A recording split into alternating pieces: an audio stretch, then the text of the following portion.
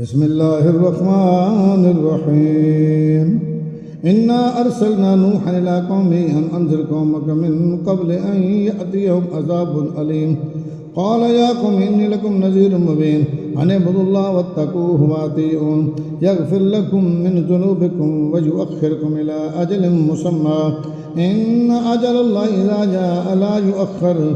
لو كنتم تعلمون قال رب إني دعوت قومي ليلا ونهارا فلم يزدهم دعائي إلا فرارا وإني كلما دعوتهم لتغفر لهم جعلوا أصابعهم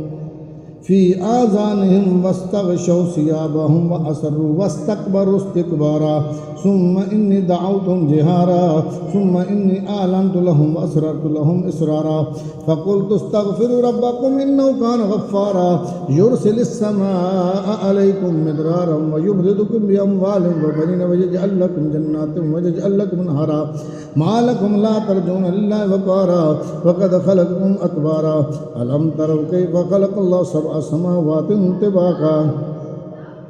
وجعل القمر فيهن نورا وجعل الشمس سراجا والله أنبتكم من الأرض نباتا ثم يعيدكم فيها ويخرجكم إخراجا والله جعل لكم الأرض بساطا لتسألكم منها سبلا فجاجا والله جعل لكم الأرض بساطا لتسلكوا منها سبلا فجاجا قال نوح رب إنهم عصوني واتبعوا من لم يزد ماله وولده إلا خسارا